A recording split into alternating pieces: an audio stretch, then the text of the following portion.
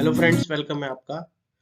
और इनइक्वालिटी के हम दो पार्ट्स पहले ही डिस्कस कर चुके हैं। उसमें हमने इनइक्वालिटी का इंट्रोडक्शन लिया था और इनइक्वालिटी का एक कंसेप्ट समझा था, जिस कंसेप्ट की मदद से हम क्वेश्चंस को सॉल्व करते हैं। और उस कंसेप्ट का नाम हमने एलओसी दिया था। और ये कब आती है, कौन कौन से जो केसेस हैं, कौन कौन सी कंडीशंस में ये इसका यूज हम करते हैं, वो हमने पिछले वीडियो में अच्छे से डिस्कस किया है। तो थोड़ा सा पिछले वीडियो का हम समरी ले लेंगे यहाँ पे और फिर इन केसेस को डिस्कस करेंगे जो आपके सामने लिखे हुए हैं। तो हम पिछले वीडियो में कंपेयर कर रहे थे ऐसे एलिमेंट्स को जो एलओसी के डिफरेंट साइड पे आते हैं। तो ये मैंने यहाँ पे उसी हेडिंग को वापस लगाया है, when we compare elements from different side of LOC.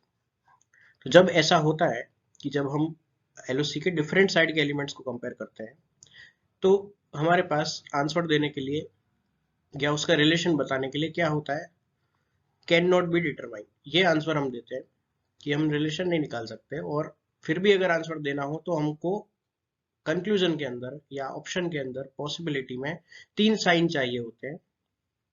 और तीनों साइन जो इनइक्वालिटी के होते हैं, लेस देन, ग्रेटर देन और इक्वल टू, ये तीनों साइन की जरूरत पड़ती है आंसर देने के लिए। ये हमने डिस्कस किया था। अब इसको इम्प्लीमेंट कैसे करेंगे, क्वेश्चंस में कैसे अप्लाई करेंगे, वो आज सीखेंगे। और केस 6 तक हम पहुंचेंगे, तब तक ये सारी चीज क्लियर हो जाएगी और ये केस पूरा कंप्लीटली क्लियर हो जाएगा। तो सबसे पहले तो हमने पिछले क्लास में भी समझा था कि एलओसी कब आती है। तो ये स्टेटमेंट आपके सामने है, एग्जाम्पल जो अभी हम डिस्कस करने वाले हैं। इस स्टेटमेंट में बी और ई को कंपेयर कर रहे हैं। तो आपको ये देखना होता है बी और ई क्या एलओसी के डिफरेंट साइड है, और उसके लिए देखना होता है एलओसी कहाँ आ रही है। तो क्लियरली आपको पता चल रहा होगा उन 8 कंडीशंस में जो हमने पिछले क्लास में देखी थी, उन 8 कंडीशंस में से एक कंडीशन यहाँ पे बन रही है, ये वाली, जहाँ पे साइन चेंज हो जाती है, साइन की डायरेक्शन चेंज हो जाती है। जैसे यहाँ पे ये साइन है और यहाँ पे ये साइन है, आपको क्लियरली दिख रहा है। तो जहाँ साइन की डायरेक्शन चेंज हुई, उन 8 कंडीशंस में से एक कंडीशन मिली, वहीं हमको एलओसी दिख जाएगी। और एलिमेंट सी के ऊपर से एलओसी जाती हुई दिख रही है। तो सी के ऊपर हमने एलओसी अज्यूम कर ली। अब सी के जो डिफरेंट साइड के एलिमेंट है, जो कि बी है और ई है, इनका कंपैरिजन कर रहे हैं। तो उसके लिए कंक्लूजन नीचे दिया हुआ है। ये सारे जो कंक्लूजन है, C1 C2 C1 C2, और इनको आप एक तरीके से क्वेश्चन मान लो। ये क्वेश्चन नंबर 1 है, ये क्वेश्चन नंबर 2 है। इस तरीके से हम केस बना के डिस्कस कर रहे हैं और ये 6 क्वेश्चन आपके कंप्लीट हो जाएंगे। स्टेटमेंट 6 के 6 क्वेश्चन का सेम है। ठीक है, तो सबसे पहला स्टेप है, हमको ये चेक करना होता है कि जिन एलिमेंट को आप कंपेयर कर रहे हो, जिन एलिमेंट्स को कंपेयर कर रहे हो, क्या वो एलिमेंट एलओसी के डिफरेंट साइड है। तो बिल्कुल डिफरेंट साइड है, हमने देख लिया। बी और ई दोनों एलिमेंट एलओसी के डिफरेंट साइड है, अलग अलग साइड पे है। ठीक है, तो पहला स्टेप अपना ये होता है। वो चेक करने के बाद अब कंक्लूजन में, पहला कंक्लूजन कह रहा है कि बी लेस देन ई है, दूसरा कह रहा है बी ग्रेटर देन ई है। बी लेस देन ई कह रहा है, पहला कंक्लूजन कह रहा है बी लेस देन ई। कैसा होगा, जब आपको पता ही नहीं है तो लेस देन कहना तो गलत बात है। तो कंक्लूजन नंबर 1 अपनी जगह गलत हो गया।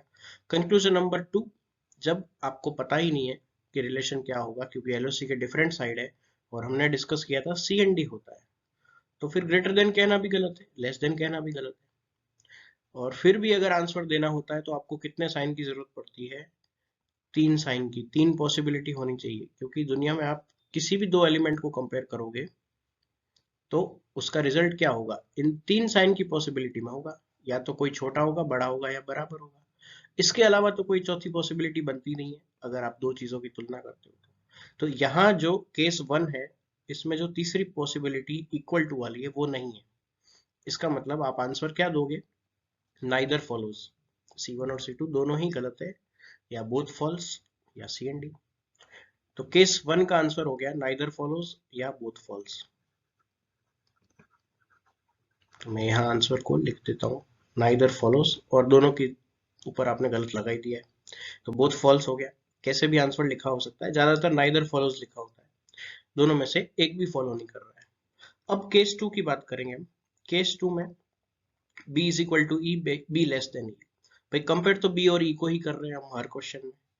तो आपको पता है कि जब डिफरेंट साइड के एलिमेंट को कंपेयर करते हैं तो आंसर देने के लिए 3 साइन चाहिए। क्या 3 साइन मिल रहे हैं आपको? नहीं मिल रहे हैं। अपनी अपनी जगह तो हर कंक्लूजन गलत होता है, और आंसर क्या दोगे यहाँ पे आप,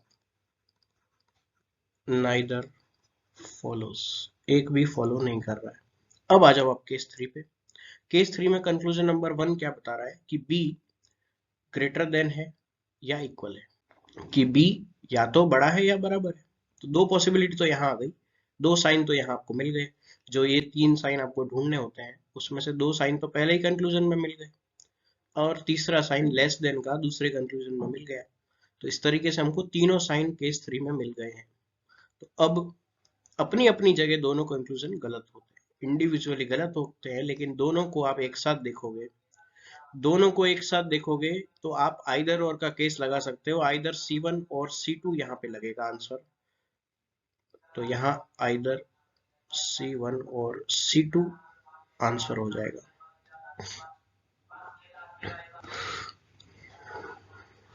तो ये केस सबसे इंपॉर्टेंट होता है, आइदर C1 और C2। यहाँ पे बहुत सारे स्टूडेंट्स गलती कर सकते हैं, तो इसको ध्यान रखना है आपको। CND वाले केस में जब भी 3 साइन मिल गए LOC के डिफरेंट साइड एलिमेंट को कंपेयर करते हुए, तब आपको 3 साइन मिलते ही आइदर और का केस लगा देना है, C1 और C2। लेकिन ध्यान रखते हुए सावधानी के साथ लगाना है। क्यों सावधानी के साथ? क्योंकि मैं अभी आगे आने वाले केस में वो बात आपको समझाऊंगा। जैसे केस नंबर 4 है, तो केस नंबर 4 में b is equal to E, B less than. Case number 4 है, केस नंबर 4 में C1 कह रहा है कि b जो है वो e के बराबर है। क्या b e के बराबर होगा? कंक्लूजन नंबर 1 गलत है, अपनी जगह पे कंक्लूजन नंबर 1 गलत है। कंक्लूजन नंबर 2, b e के बराबर नहीं होगा, अपनी जगह पे ये कंक्लूजन भी गलत है। लेकिन अगर इन दोनों कंक्लूजन को आप एक साथ लेके देखते हो, तो क्या तीनों साइन दिख गए आपको? भाई दो चीजों को कंपेयर करोगे तो या तो वो इक्वल होंगे या वो इक्वल नहीं होंगे, दो ही बातें होगी। और इक्वल नहीं होते हैं तो फिर लेस देन और ग्रेटर देन की पॉसिबिलिटी आती है। तो इस तरीके से यहाँ भी केस नंबर 4 में भी आपको तीनों साइन मिल गए, तीनों पॉसिबिलिटी, जो दो एलिमेंट को कंपेयर करने पे जितनी पॉसिबिलिटी होती है वो सारी मिल गई। तो यहाँ भी आप आंसर क्या दोगे? आइदर C1 और C2, जो कि आपको ऑप्शंस में मिलेगा। ऑप्शंस में आइदर C1 और C2 मिलेगा ही। केस नंबर 5 की बात करें, केस नंबर 5 में ग्रेटर देन, इक्वल टू और लेस देन तीनों साइन आपको दिख रहे हैं, तो क्या आइदर और लगा दोगे इस केस में? केस नंबर 5 में भाई हमको ये पता है कि 3 साइन अगर मिल जाते हैं, जिस केस की हम बात कर रहे हैं, तो उसमें हम आइदर और दोनों कंक्लूजन के साथ यूज कर सकते हैं। क्या यहाँ भी आप आइदर और लगा दोगे? यहाँ अगर आइदर और लगाओगे तो ये गलत हो जाएगा। क्यों गलत हो जाएगा? क्योंकि इसको अगर आप ध्यान से देखो तो बी ग्रेटर देन और लेस देन ई लिखा हुआ है, ग्रेटर देन और इक्वल टू, ग्रेटर देन और इक्वल टू लिखा हुआ है। लेकिन यहाँ अगर आप ध्यान से देखोगे तो यहाँ भी एक ही वही बात लिखी हुई है कि बी ग्रेटर देन ई। तो यहाँ भी एक तरीके से ग्रेटर देन साइन ही है बी के साथ। अब ई को यहाँ पहले लिख दिया, बी को बाद में लिख दिया, इसलिए साइन ऐसा देखने में लग रहा है, लेकिन ये साइन एक्चुअली दो ही है।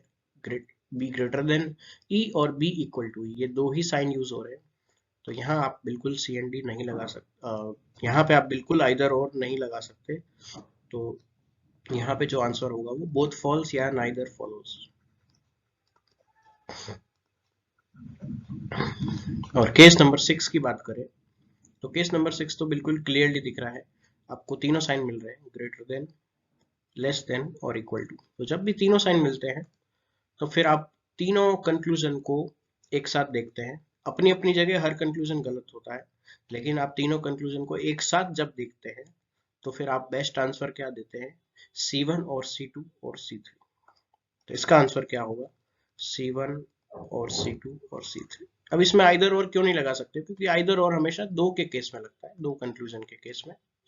यहाँ पे हम आंसर देंगे C1 और C2 और C3, या तो C1 सही होगा या C2 सही होगा या C3 सही होगा। किसी भी दो चीजों की आप तुलना करोगे तो या तो वो बड़ा होगा एक, या एक छोटा होगा, या बराबर होगा। इसके अलावा तो कोई पॉसिबिलिटी बनेगी नहीं। तो आपको क्या ये केस समझ में आया? जब हम ऐसे दो एलिमेंट को कंपेयर कर रहे हैं जो LOC के डिफरेंट साइड है, तब क्या करना है? तो वो सारी बातें आपको इन सब केसेस को पढ़ने के बाद क्लियर हो गई होगी। कब आइदर और लगाना है, कब नीदर फॉलो होगा, कब क्या होगा, सारे केसेस आपको समझ में आ गए होंगे।